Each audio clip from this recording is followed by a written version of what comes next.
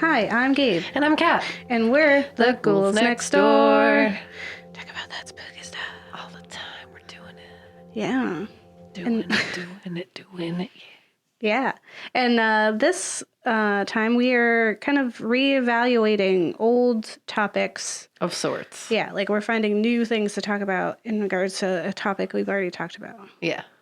November. It happened, I guess. We're here. Yeah. What's up? Yes. Today we're going to be talking about the occult. Yeah. Occultism. Occultism. Previously, we've talked about witches, where we talked about the Blair Witch. I believe that was episode 4. Yeah, it was early. Which, I mean, honestly, I went back and looked at our script and I was like, wow. Yeah. We were like, we were trying to be really legit. Yeah, no, I'd say by episode, 4, I'd say 4 was when we were like, okay, there has to be a strategy. We were like, doing. The first 2 were fun. Yeah. But we need to get it together. Yeah. And now we're at episode 81. Wow, that's crazy. Yeah. So we've come a long way from episode 4. And so instead of talking about just witches, and I didn't want to do the classic, let's talk about Salem witch trials. We all know what that was. We all know it was a bad time for ladies. Yeah. So instead, we're going to talk about the occult and what that is. We're going to kind of talk about how it affects the world around us, right? And then we also watched 2 films. So we watched The Endless and A Dark Song. So we'll be telling you guys that stuff. And, honestly, spoilers. You know how this works. Yeah, it's going to be spoils on spoils. Yeah. So I guess dive into our spooky pot of potions. Is that? Yeah. No, potions are words. Yeah. Yeah. Boil and toil and trouble. Yep. Yeah, okay. Okay. Yeah, facts. We tell you facts. All the facts. Here facts. Still facts. About that spooky stuff. Yeah, spooky stuff.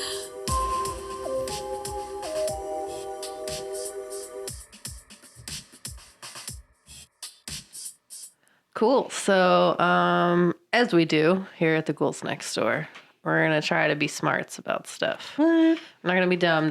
We're going to be smart. Excellent. Yeah. We're starting That's what strong. I prescribe to. Yeah, I think people are already convinced. Mm-hmm. You know, when you have to tell someone, assert by repeating it several times that you're smart, people are like, okay, yeah, only a smart person would do that. Yeah, that's true. With their words and not their actions. Hey, Yeah. I think I do it with my actions, too, friends. Well, I've been told I have a history corner. Okay, So, you do have a history corner. Yeah. Well, why don't you Thanks, Roland. sit us down? Roland loves me. Yeah, he does. Gabe. He's your number 1 fan. Roland, if you're listening, and you probably are because you're a good fan, Kat says hi. Hi. I can say it myself, too, because I'm here. You're here. We are going to actually we're going to sit down, crisscross applesauce, get comfortable for the story time in Kat's history corner, where we're going to learn about what in the world is occultism. What is the deal? If you can hear my voice clap once. Oh my God, you did it. I did it. You can hear me. Okay, cool. So the Britannica Dictionary defines occultism as various theories and practices involving a belief in and knowledge of or use of supernatural forces or beings. So it's very vague. Yeah. It's just literally spooky anything stuff. and something not natural is happening. Yeah. Something that seems a little out of the ordinary. Yeah. And you don't have science yet to back it up. Yeah. Which, according to Ed Warren, means It's globules. Ghosts. Yeah, globule. I still can't say it. That's crazy. Okay. No, I'm not going to keep trying. But yeah, so the one thing that I found really interesting about occultism is that it's existed in terms of people believe in it. Yeah. Across almost all of our cultures. All human societies as a whole have mentioned occultism in some way. So it's it's either witchcraft or it's, spiritual healing. Spiritual healing. Other things that are just supernatural. Other kinds of religion. And usually religion is heavily drenched in it. Yeah. And it kind of depends on like where you're coming from, how you view it. So you have like, there's people who see it as a powerful thing, like it's a good thing. You want to have occultism associated with what you're doing because it like gives you power. Yeah. You know, you're healing people. You're a spiritual healer. You are a witch doctor, which is fighting against witchcraft in a medicine sense. And, you know, there's lots of places where it's a positive thing. Yeah. We're not embracing Western medicine. We're embracing a different kind of medicine. And it doesn't make it wrong. Mm-hmm. So that's the like fun thing that anthropology does. Yeah. Is that it shows you that like just because people don't believe the thing you believe does not mean they are wrong. Yeah. It just means they have different views. And it also like is a very strong thing in regards to like any mental health issues, right? Because those are that's like cannot always be like cured or like fixed or even just like managed with some traditional like Western medicines, right? Like sometimes you do need to do more homeopathic remedies, and sometimes that works best for people. So I think yeah. And I one thing I thought was interesting. I'll let you talk more, and then I'll pop in because there's something I thought was cool. Okay, cool. Yeah. But yeah, so I just thought it was really like cool how I remember reading about this when I was like when I was in college. I had anthropology of medicine, and then it was basically talking about all the different ways that people practice medicine and how there are so many different versions of medicine that exist that extend past Western medicine, and how like everyone always really tries to push Western medicine because they're like science, this, that, you know, and then it's like, it's not to say the other things that people are doing aren't scientific. It's just that's not how they are calling it. Yeah. Just because it's not labeled. Yeah. Like prescription-y, that like, you know, we're not trying to make big pharma everywhere. Yeah. Well, they probably like, helpful. Yeah, conducted their own experiments with it, right? It's like, they're like, we have a theory, we tested it, here it is, but it's not like outwardly called science, but they didn't just get there on a whim. They tried things and then they found this worked, and maybe they can't explain why it works, but it does. Yeah. And I mean, if you ever have seen Dr. Stone, it's a new anime. They touch on this a little bit in that like there's this guy who's practicing what he calls alchemy, and he's really just doing science, but he like calls it alchemy, and he's like making a whole big deal, and he's like really smart. He just didn't have the terms that were created in like the future society. So the premise of Dr. Stone is that all people were frozen, all Medusa style. Oh. And then they wake up because of science. And there's this Dr. Stone who's a scientist, and he's trying to like show like primitive society science again. And how like there's this one guy who's an alchemist, and he's like doing all this science stuff. He just doesn't have the same phrases for it. And then like at first Dr. Stone's like real rude to him. And then they start to like grow, and like he starts to respect all the work that he's done with none of like the previous knowledge. So he basically, if you had gone back in time, was like rediscovering all the stuff that famous scientists had discovered before, or without any of the context or knowledge that had already any existed. of the assistance to get that back there. Yes. I hope I didn't spoil Dr. Stone for anybody. It's really good.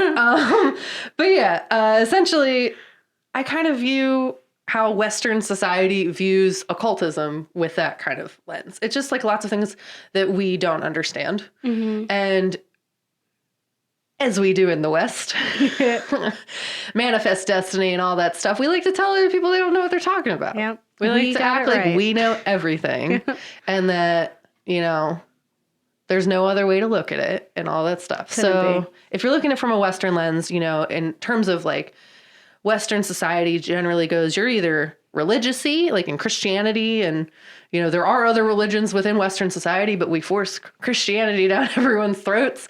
And then also, or you're approaching it from like a very scientific background. So you generally view the occult or occultism as like nonsense if you view it from a science standpoint. You're just like, nah, this is just mental health problems. Yeah. And people who need medicine. And not everyone always needs medicine. But then you also have the other end where it's like someone has cancer and they don't want to get cured for cancer because they want God to fix. You know what I mean? Like it's like a hard line to toe. Battlestar Galactica has a good episode about it. But yes. Or you're approaching it from like a Christianity standpoint. And that's like, it's demons. It's bad. Yeah. you are You're working with dark magic. You're working with the devil. And that's where you get things like possession, where like there are certain cultures in Africa where possession is like a grand thing. Yeah. Like everyone's getting possessed. It's a good time. Like it's like means something positive, where like we're like trying to exorcise people and like hurt them through exorcism because we're like witches and demons get that out of you. And all that stuff. Well, this is where I will insert the thought that I had. Dope. Because it's perfect. So I listened to a TED Talk by the author of Eat, Pray, Love, and I'm blanking on her name right now. I want to say it's like Perkins. Something like that. I just think Gilbert one with the lady with the big mouth who was in the movie for it.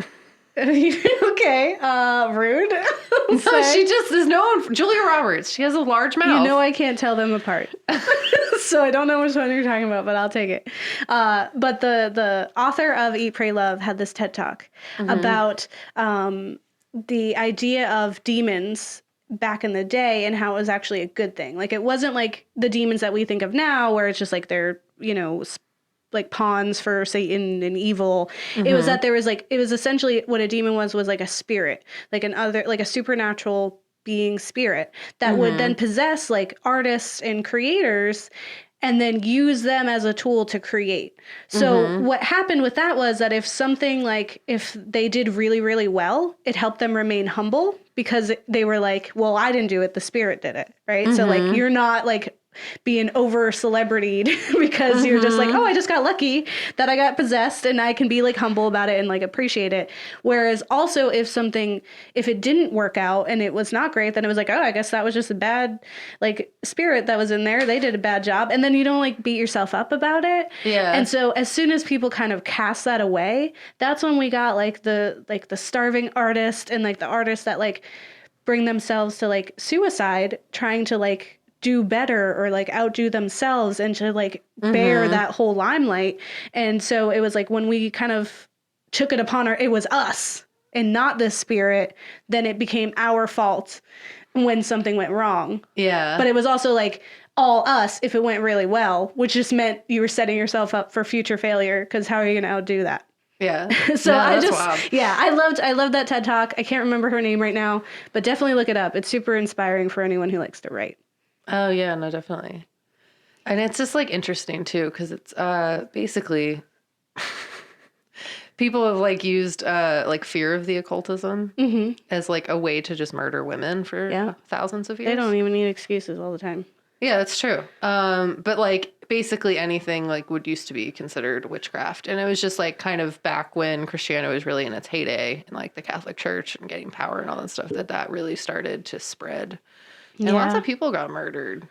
Yeah. And, like, for doing not that bad stuff.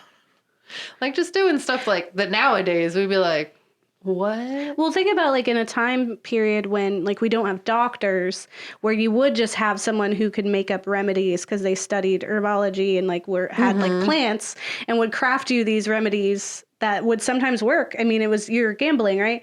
But you had someone who was, like, honestly like the lifeblood of this little town. And as soon as something goes wrong, it's so easy to point a finger at that person because we think, oh, they're doing something black magic spiritual, not thinking, oh, they're just like, you know, making helpful little remedies. Yeah, I read something where it was like, you could just be a woman and like collecting herbs in a garden and they're like, burn her. Yeah. She's a witch. She's got a motive.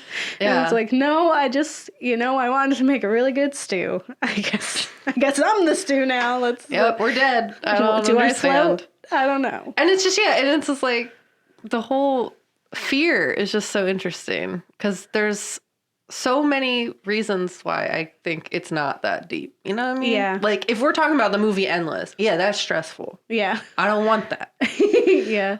But at the same, like, it's just like, it's not that But it also deep. We make it so scary. It's not scary. Yeah. It's just like stuff we can't understand yet and we'll understand eventually. Yeah. It's just a way to kind of cope. Yeah. With the bigness, the enormity of the universe and all the expansive things that we don't understand. There's so many things we're never going to understand, and we need to not kill people about it. Yeah. It's kind of where I'm at. Yeah. That's my view on occultism. Thank you for coming to my talk. Oh, nice. Yeah. Yeah. The cat talk. Yeah, cat talk. K-A-T. It would be, I don't know, any words that start with K. Cat talk. Yep, it's me. Little cat talk. Yep. Cool. Well, I will say this. So, in researching the occult, so there's something I really found interesting in it when I was looking, like, one, to find films to study, because originally we were thinking of readdressing witches, and I was like, yeah, there's a lot on witches, but even that is like, there's so much more to them than what that is. And I was like, I wanted to kind of try something different. And then I just thought, I was like, what about the occult? And so I Googled the occult to find different films, and a plethora. Well, because it's such a wide topic. Yeah. And they're all so different. And what I found was like, one, like TV and film and just like media in general just love the occult. It's so interesting to like make, and they're also diverse, like the way that these topics are approached, but we get like witches, witchcrafts, and all the fun and spooky parts of the occult. But like, yeah. So one, we talked about the witch in a long time ago in our witches episode in the Blair Witch Project. Yeah. And what I found was like we've done quite a few episodes that have media in them that could be linked to the occult.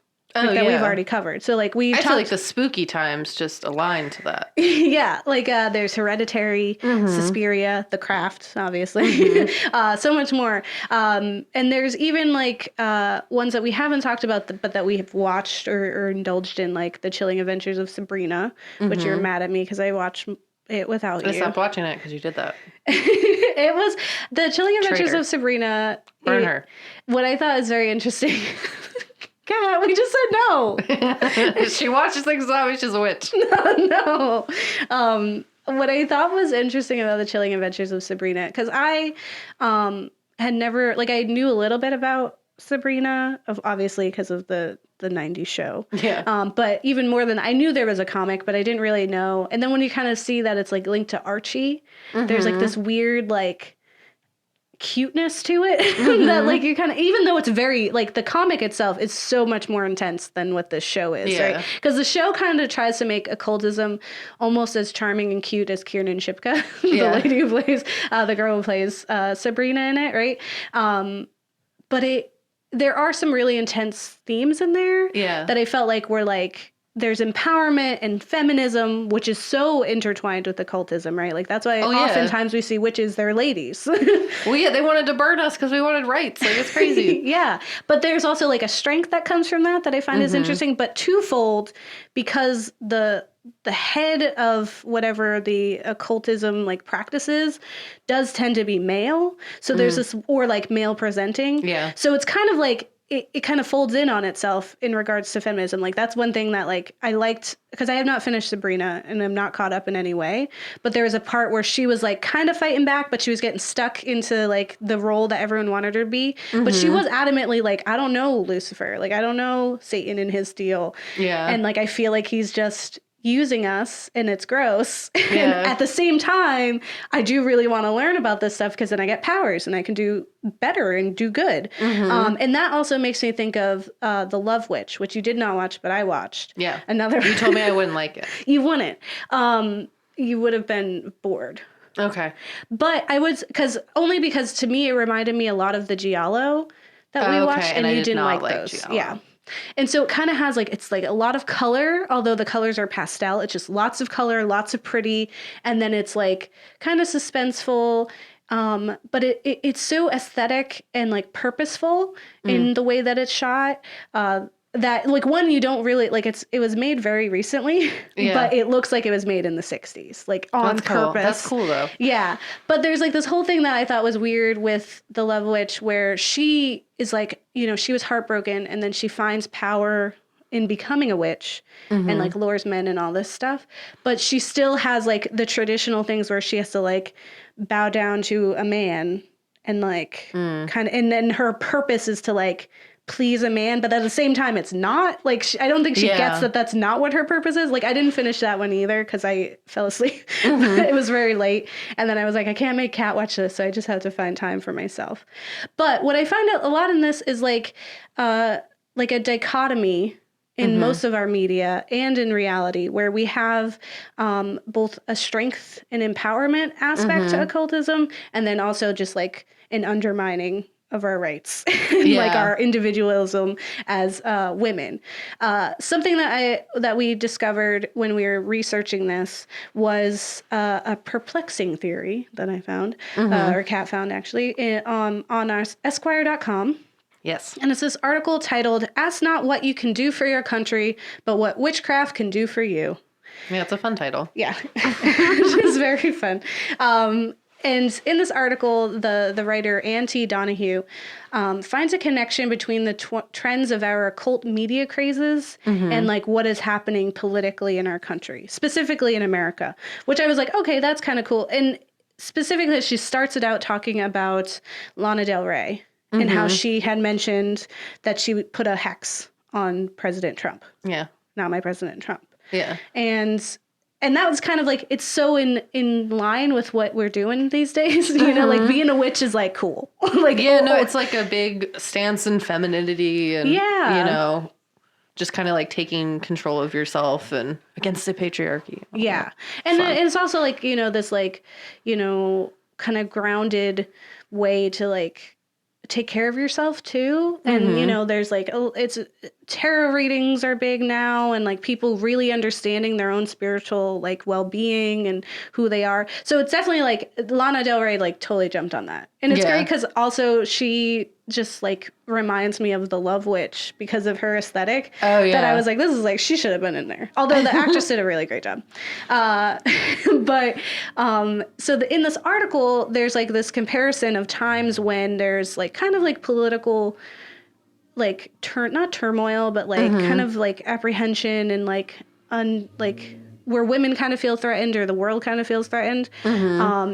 And then there's also our rights are threatened, or just like, you know, where we have people in power who are very clearly against what is best for us, or just like are showing the opposite of what would be great for us. And so then there's like a spike.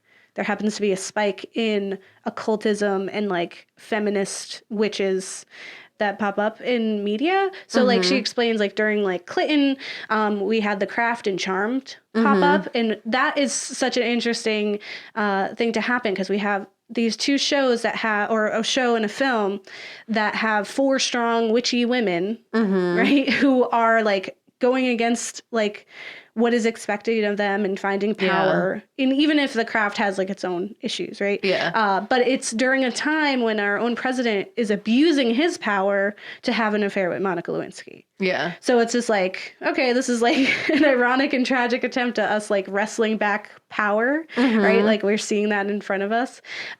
So she had said in her article, Ann T. Donahue says, "We tend to reclaim power through culture when we're feeling politically powerless, and nothing offers us the illusion of power like watching fictional characters wield theirs." Yeah. In fact, almost all surges of witch-centric programming seem like they culturally call out their respective social and political realities.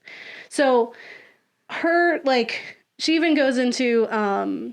she gets to compare the rebellious and relatable kids in Harry Potter and they're like fighting back against Voldemort as serving like a larger purpose when placed upon like the fact that it's happening during the background of the Bush years when we have so many people who are just like puppets during that time, and like the Iraq War, like we're just like funneled into that, and like all this awful stuff's happening, but no one's trying to do anything about it, and anyone who is getting like shh. Yeah, exactly. Which is like if only we had a couple of witches and wizards who can fight against the big bad, right? I don't know if I kind of feel like it's a little bit of a reach in the article. Some of it does feel a little bit like coincidence. Like Lana Del Rey's quote is very much because that's the time and because Trump is very much an aggressor of women's rights, right? I think the other ones are like, it speaks more of the fact that we do have so many pieces of media that have the occult in them and have witches, and that a lot of them actually are like positive stories. That's what I found very interesting. Is that we have like so many, like we have like what practical magic, we have like even the ones that are supposed to be scary or not, like Hocus Pocus, right? Like, there's so many out there, and even just thinking about Sabrina the Teenage Witch, Charmed, like those are cute shows. Like the new Sabrina is a cute show, and it was always like, look at this charming thing we have. We have women who are in power, and they do it, and it's not always just like we are being feminists, like punching you in the face. Yeah. It's always just like, yeah, of course we are. Yeah. Like, and we're having fun with it. We all are different. Like, we're all different types of women. We all have our own individual challenges, and magic is also there. Kind of thing. And I thought that was really interesting because even when we were looking for films to talk about in this section, I felt like there wasn't a lot of specifically occult driven horror films. And there's way more just like occult fun or like drama or just like silly or like cute. Like there's just so many that are just, that I wouldn't say are this traditional horror that people see. And I thought that was a really interesting thing because I was like, as a society, what we're saying is that we get it. Like we get what the occult is supposed to be.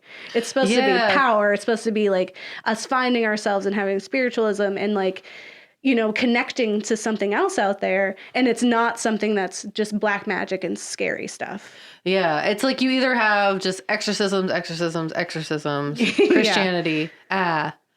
Yes. Or you have spooky fun times. I feel powerless, so I'm going to watch these people enact power that is like, basically, I can't have, like, everyone wants superpowers, you know what I mean? Like, you want magic. People want magic to exist. Yeah. Because it just kind of brings more beauty to the world. Yeah. That is generally somewhat upsetting and ugly. Yeah, and it also brings you hope, too, right? If this is something that is attainable, right? Because, like, that's the thing about occultism, right? Is that, like, almost anyone can do it if you just did it, right? Like, like anyone could be a witch, like, in quotations right now. And that, like, you can pick up some books, you can learn some things, you can feel that way. There's plenty of pagans out there who are just like, we love the earth. Like, you could literally just decide one day that that's what you are. And it is so much more attainable than being like, I'm going to go get bit by a radioactive spider and change the world. Instead, it's like, I'm going to take back control of my life and do things that make me feel better. And, like, in ways that are more achievable than if I was like, I have to go to the doctor and spend $5,000 for this treatment when I really could just do a homeopathic thing. As long as it's not like, you know, like chemotherapy, you can't do that at home. Yeah. So that's my 2 cents about that. But yeah, I think occult in film is super fun. And we're going to talk about 2 that we watched that one I think was fun. Yeah, I would agree. And the other was interesting. Yeah. Films. Yeah, films. We watched some films. Now let's talk about those films. And all that spooky stuff.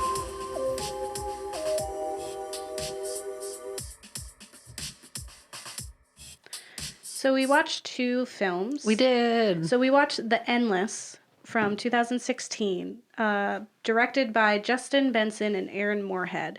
And this film is super interesting. Yeah, it was a fun time. It's the same directors who did Spring. So if you watch or listen to our Lovecraft episode, was it no, it wasn't Lovecraft. If you watch, it was our Loving Monsters episode. Yes. Yeah.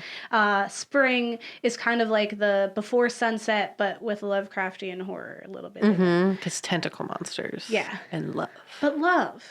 Yeah. That was really the point. It was a good film. It was a good film. They do a really good job of taking like really big, intense Lovecraftian topics and making them more digestible and like, but what if real life happened? What do you do as a real person and you don't live in the 1920s and you're racist? Like, it makes it real practical. Yeah. It's like practical ways to deal with the big bad that you never can beat or understand. Yes. So what The Endless is about is, as kids, they escaped a UFO death cult. Now, 2 adult brothers seek answers after an old videotape surfaces and brings them back to where they began. Yeah. One, the most the biggest stretch I saw in this film is the fact that they had a videotape and they were able to watch it. I was like, one, they can barely afford food, but somehow they have this ancient technology known as a VCR or a camera. Yeah, so it shows like a very brief scene where it's the brothers at a yard sale. Oh, okay. And he buys That's what I missed. and he uses still, the who money does that that? they would use to fix their car battery. To fix on that. Oh, wow. Yep. That's a bad... I see. Okay. Who even has those at yard sales? I just thought they were just gone forever. But Nah, that was they the have to biggest exist. stretch I found. Yeah. But now that I'm seeing that, and I guess I wasn't looking, that Phone makes a lot more games. sense. Am And I that's right? like kind of... That's kind of how the deal is that we have these two brothers who escaped a UFO death cult, in quotations. Yeah. It's very much supposed to be like, he even says it, like one of the characters says it, that it's kind of like a Heaven's Gate ripoff of a cult, right? Like there's even references, like someone finds a white sneaker. It's classic of them. The fact that they feel like they have to die to catch, like, suicide cults are very rare. That's not really how it works. Generally, it's like after, like, they don't set out to do suicide. Yeah. Usually it's like that they have no other choice in their minds. Yeah. We will in the future do a cults episode because I feel very strongly about telling people about them because I think they get misrepresented. But in this, what I thought was interesting, and when we're not advocating for cults, though. we're not unadvocating for cults either. Depends on what they are. I'm just saying. What I'm saying is I get it. I understand. And I think that what I'm saying is we shouldn't villainize people who are in cults. Like the people who run them, yes. The people in them, no. Okay. Yes, that's what more so I was saying. I was like, don't join a cult. Yeah. But it's not your fault. Yeah. Also, like, sometimes it's really hard to find friends as an adult. Mm-hmm. And you get a whole lot of them, and they're only yours, and you're only allowed to have them. So it's kind of nice. Yeah. But what... Am I in a cult? No. You're not. But what made me have us watch this was I was reading about, like, I was trying to find occult things, and when it popped up, and I remembered their names, Justin Benson and Aaron Moorhead, I was like, that sounds interesting. But this article, which I'm totally blanking on, or it was like a listicle kind of thing, but it mentioned that the Endless does, like, it has a cult in it, but it does not, like, villainize the cult. Oh, well, yeah. Like, ever. Like, it's like one of the only movies that we have that would be considered horror where a cult is involved and it's not like they're evil and it's just like... it's not their fault. Yeah. And if anything, they're like very human and they're just kind of making do, and they were genuine and they're right also. So there's like a lot to it that like, I was like, that's really cool. So I want to watch it. Because I was like, I want to see a cult getting like just understood for a minute, instead of just being like, here's the big bad and it's a cult. Like, this isn't Paranormal Activity 4. We don't need that. Yeah. Where you just slap on cult at the end. I'm looking at you, Midsummer. Stop slapping just cults onto things. That cult didn't make any sense. I'll fight people about it. Yeah. But in this, we have two brothers. They are communicated to via this tape, which brings them back to their desert cult. There's a bunch of people who eerily look the same age. Yeah, then when they left. Yeah, when they were children, they ran away. Mm-hmm. Before the ascension or whatever, which is presumably they were going to die. Yeah. And they obviously haven't died. Because he's like looking at them. I'm like, they're here. Yeah. Look at that. The younger brother doesn't, because he was too young to kind of know why it was dangerous, has this like yearning to do that, to like go back. Yeah, a lot of the things that they did there were very positive. There was like this very real sense of community. They really took care of each other. They like grew their own food, like healthy food, like real food, not ramen noodles. Like it was freshly brewed corn and stuff like that. Yeah, and they instilled like, they gave them space to explore their own creativity and really empowered each other to like do the best that they could, and love whatever it is. Like everyone had their own thing and they were very good at it. Yeah. And it was like cute. And so he missed that because now it's just him and his brother and they're struggling and they just haven't they never had guidance. They don't know what they're doing. Capitalistic society that a lot of times sucks. Yeah.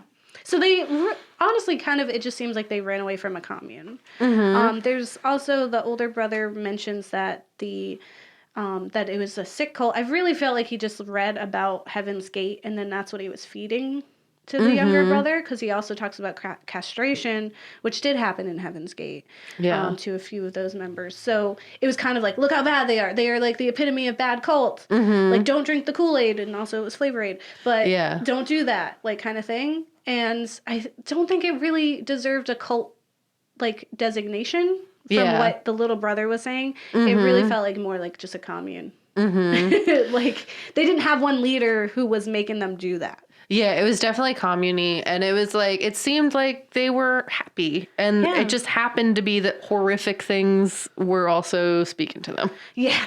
So that's the big twist, because this is Justin Benson and Aaron Moorhead, right? So they do love Lovecraft, and they put Lovecraftian things into, like, their work. And, like, supernatural, scary things. So the occult comes in, and that they are a cult.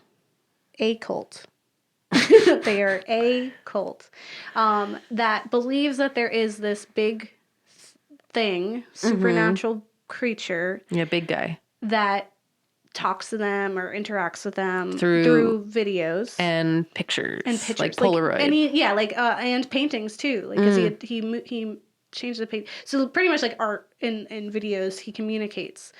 This is actually a trend because Justin Benson and Aaron Moorhead had a film called Resolution that came out years before with these two guys where one friend has the other friend chained to a bed to get him sober because he was addicted to cocaine, and they end up like interacting with some large creature that communicates via video. So, and then we find out in this film that they're there. They're actually involved in whatever the Endless is. And I was like, what is this? It was so weird because you had seen the trailer and you were like, what? Yeah, I saw the trailer for Resolution. I haven't seen Resolution yet, but I definitely will. And so when those two guys showed up, I was like, why have I guess this was the movie that I saw a trailer for, but they left out like the entire plot of the rest of this film. It wasn't. And then I was like, I was researching, and it was like, and just like in Resolution, it communicates through videotapes. I was like, wait, hold on, there's another one. And then I was like, all right, here it makes sense now. Yeah. But what's really cool about this, we're about to get into spoiler zone. So put on, if you skip ahead if you don't want to be spoiled. I do suggest this film. It's done really well, and it was good. It's fun. Not like scary. It's just kind of like mind trip. Is that so there is a creature. Yeah. It does exist. It does communicate with them, and it has this power that if you die during its like ascension time, when there's 3 moons in the sky and they're all full, if you die during that time, suggesting that it's more that you give yourself to it, so like killing yourself, or if you don't kill yourself but you're trapped in there, it kills you real bad. Yeah. So it's like you kind of end up killing yourself anyway because you don't want it to kill you. Yeah. But you that equals you gave it to him. Yeah. So if you die in there, there are these like skull or weird like sticks in the ground. Yeah, there's sticks in the ground that indicate like plot. The little domes. Yeah, so there's like domes of time, and so if you're in them, that how large the dome is designates how much time before you're reset. So if you die, you come back from when you started in this area in that dome, and you live until you die again. Yeah, and it just resets, does it over. For forever. Yeah. The two guys from Resolution, at the end of Resolution, it's just darkness and you don't know what happened to them. Surprise, they're stuck in a loop. Yeah. So spoilers for a different movie we're not talking about. Yeah. Only because this is the end for that. There's a guy who's he's like trapped in like a really small one. He's like between a bunch of those things, and his loop is like 5 seconds. Yeah, it's like really he pops up and dies, pops up and dies. Another guy has like a few minutes or like 30 minutes, right? He just walks around angrily and then dies. Yeah, and then this cult has 10 years.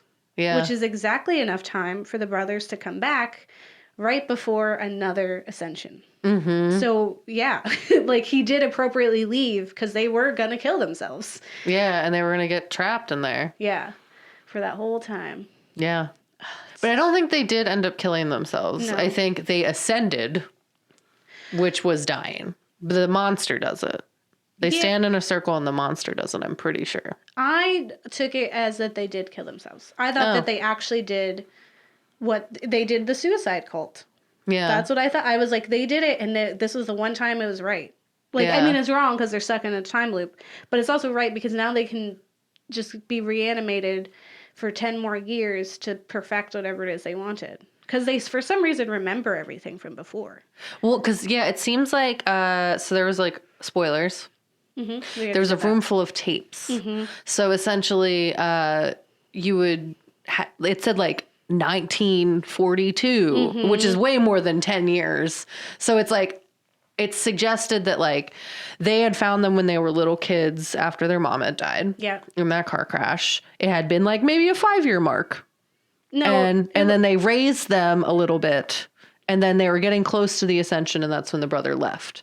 So before they got trapped in the loop. Yes. Yes, they left. So they had been trapped in this loop since the 40s. They... Well, no, the brothers couldn't have. The brothers weren't. Yeah, that's what I'm saying. The cult has been there since the 40s.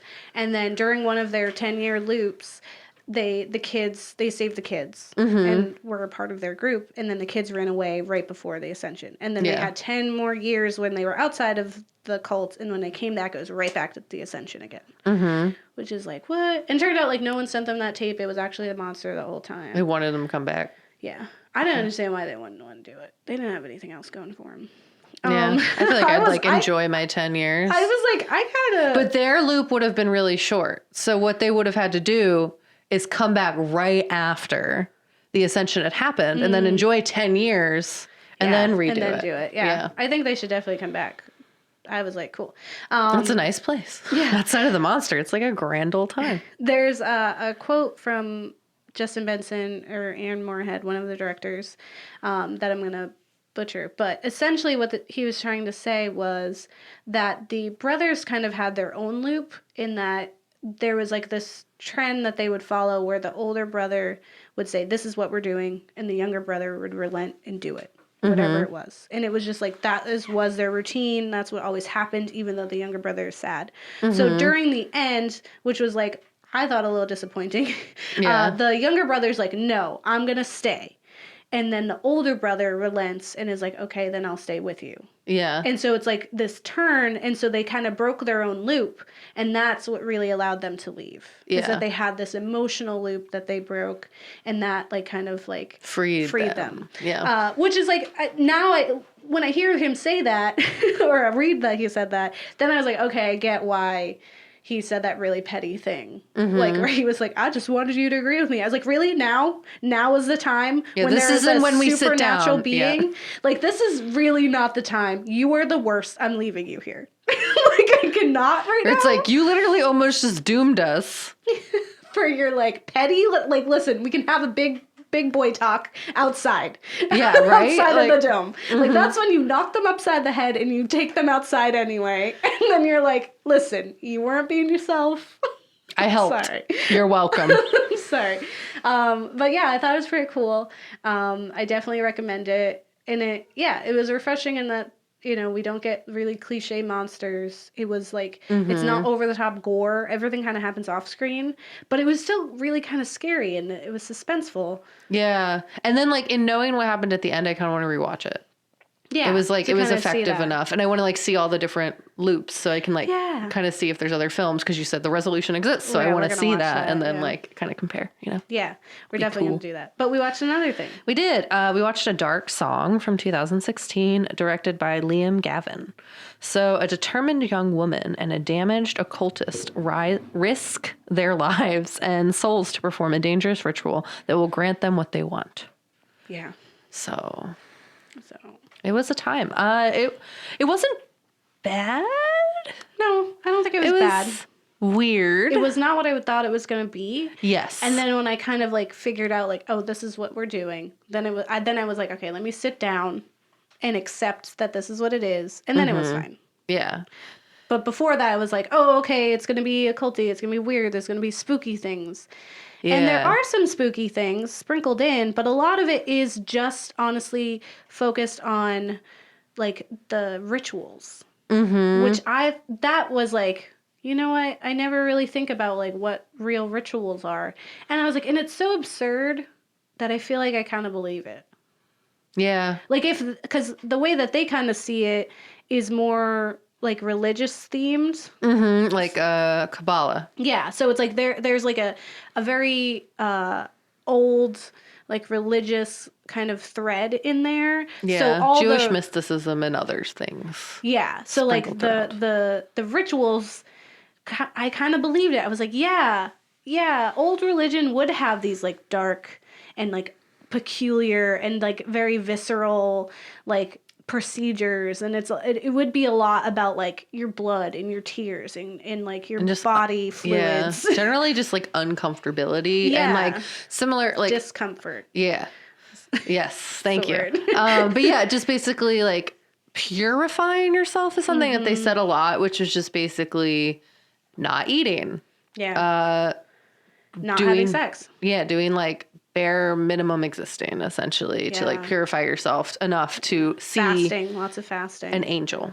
Yeah. Is the whole thing. Yeah. So what we have is a woman who her story is that her son has died. Mm-hmm. And so she employs this man, presumably from the internet, who has conducted rituals before and has seen demons and angels and just messed around, and demons are afraid of him or whatever.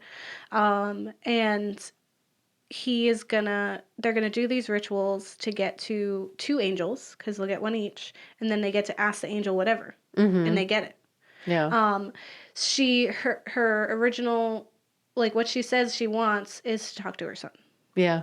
And I don't know if that really says like she wants him back, or she just kind of wants to like see him for one last time. Yeah.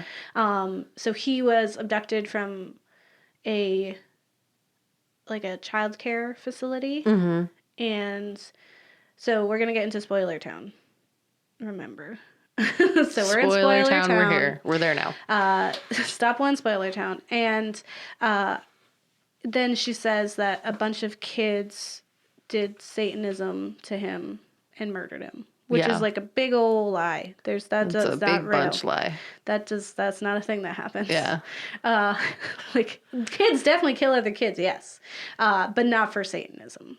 And I don't think that's what happened. No, and we never really get a clear answer. In the film, I don't think that's what happened. It was very confusing into how he ended up actually dying. Yeah. And it seemed like she did it and was trying to forgive herself. She definitely said it's her fault. It's essentially like she was neglecting him because she was supposed to pick him up and she didn't. And instead, she was with some man.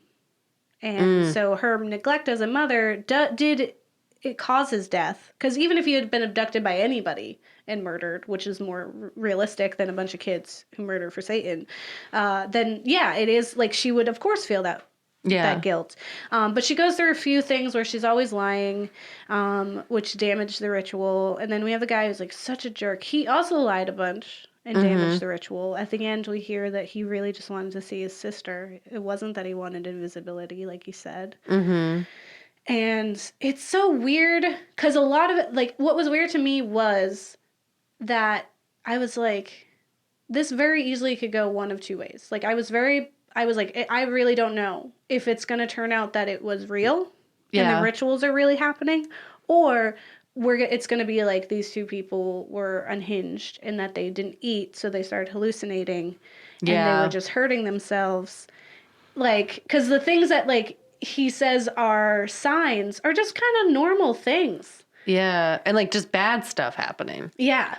Like, just a bad time for everybody. Like, the most scary thing about this film is that it was just really uncomfortable the whole time. Yeah. And I don't know. I never fully loved those films. Yeah, I don't really uncomfortable the whole time. Like, just for the sake of it. But it seemed like they went in really educated to, like, how they filmed the movie. Mm-hmm. It seemed like they had taken it from real writings and things that, like, actually were written down in terms of existing. And it wasn't like torture porn. Like, you didn't see, like, gory, unnecessary, like, torture or trauma.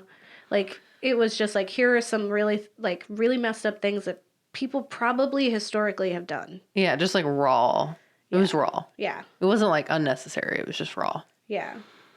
It was okay. I thought the coolest like part was there's like, I guess like she's seeing in the darkness, there's like a chair and there's a cigarette just like hovering in the darkness. Yeah, that was scary. And I was you scared could for see a second. like it looked like someone was smoking the cigarette because it would do that thing where it kind of like lights up a little more and dims and lights up a little more and dims because that's what cigarettes do. But there's no one there. And then, yeah, I thought that was really cool. I was like, that's the coolest thing they've done this whole time. Yeah, that was like the one part I was like, oh, I'm watching again. Yeah. Cool.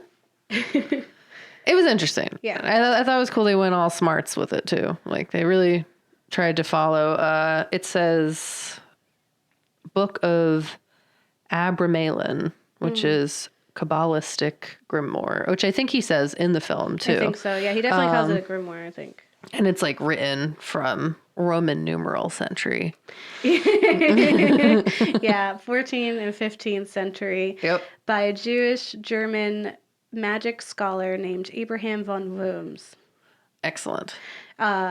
So in this, because we found this article, From toilettohell.com, which makes me think it is accurate. yes. It sounds the real article educational. Is the link-up spell unveiling the secrets of a dark song.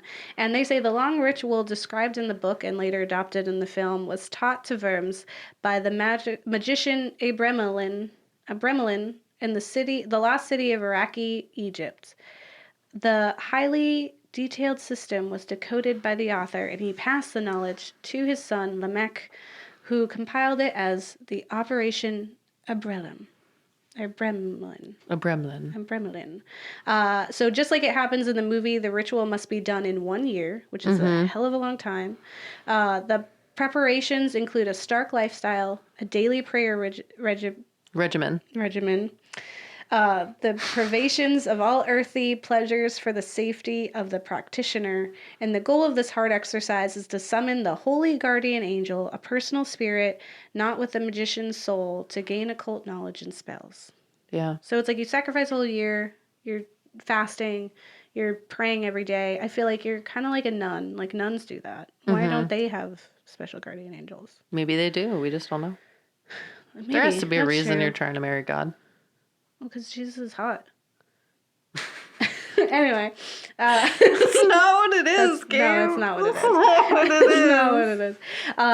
The angel, I thought, spoilers, the angel at the end, I thought was really funny, but also I thought it was cool. I Yeah. was like, ooh, it's so big. Although, I will say this, that's not what angels look like. I guess maybe in the Jewish... know. In the Christian and Catholic Bible, angels are terrifying. That's why whenever they show up, they're like, do not be afraid. Yeah. Because they've got like so many things. They're really terrifying. So this might just be a different version of what angels look like. But they're usually like, I was like, that would have been great for the horror. That would have been the scary thing is to show a real angel. But they showed like more, it looked more to me like a Nephilim, which is when an angel and a human have sex and they have a baby. That's what a Nephilim is. Cool. So like Goliath was a Nephilim, presumably, because he was so large. But it's like this big, pretty blonde boy. Yeah. And he grants her Blonde what she babe. wants. I won't tell you what it is, but he does. Yeah. She gets it. It was time. But I want God.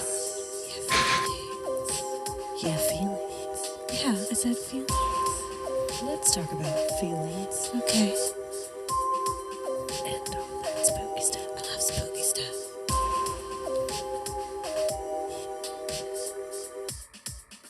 So if you like it, it's not all cults. Yeah. Because it's just as bad as it sounds. Yep. Not all cults. And if you don't like it, it's... If you're gonna do all that stuff, you're gonna waste a whole year of your life. You're gonna try Doing to a ritual. summon the things. Don't lie. Yeah. You just made it longer for yourself. Yeah. It's much worse. Like what... If you... The You're problem... already doing stuff. Yeah, the problem is, like, she believes so wholeheartedly in this ritual and in spirituality. Like, why wouldn't she think that, like, an angel would know she's lying? Yeah. Like, why wouldn't you think that? Like, why wouldn't you think that would sully in some... Like, you gotta come in fresh. You're Both of spending them. so much money and a year of your life, and you don't fully believe in this stuff. And you also don't know do what you it want. then. Like, don't do it then. So absurd. If you're gonna do it, do it. Yeah. Otherwise, nah. Don't. Yeah. Yeah. Don't half butt one 2 things. Whole butt, 1 thing. Yes. That's a censored version of Parks and Rec quote. yeah. From Ron Swanson. Yep. That's the censored version for you guys. Okay, Kat. Well, what about for the topic of occultism? It's cool. Yeah. I don't remember what we said a second ago. Not all cults. Not all cults. It's not all cults. I think it's fun. Yeah. I want to bury jars in my yard and think I'm doing something. Yeah. You know what I mean? Yeah, that was makes you feel a little more powerful. We lived in the castle. We once lived. We have always lived in the castle. Yeah. Yeah. By our gal Shirley Jackson. Yeah, the character buries jars in the yard, just for everyone to know. Yeah, I guess you didn't listen. To protect everyone. Yeah, I agree. Not all cults for occultism. Yeah, I don't think it's that bad. Yeah, I've never thought cults were bad, and they are some. But it's not just cults. Misunderstood. Yeah. It's and I also occultism, think so it's a lot of different I think stuff. witchcraft, is cool. I think spiritualism is cool as long as you're not taking advantage of people. Yeah. As long as it's for good. I'm sure there's people who do that for bad. Yeah. Yeah.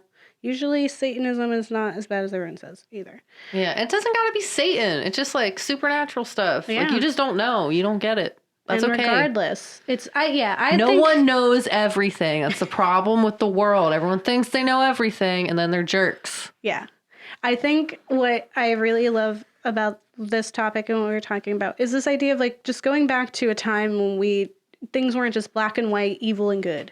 When it was just like that is magic, different, special, and we respect it. Yeah, like let's just go back to that. Put some respect on occultism and spirituality. Put respect on its name. Yeah. And then we'll be in a better place. Yeah, use it to get your power back. Let's do it. Let's all put a hex on a specific, not my president. Yeah, I'm down with that. I'm here for it. Let's go. Let me tell you this. If you're not a witch, there is no such thing as a witch hunt for you. That's not how that works. Yeah.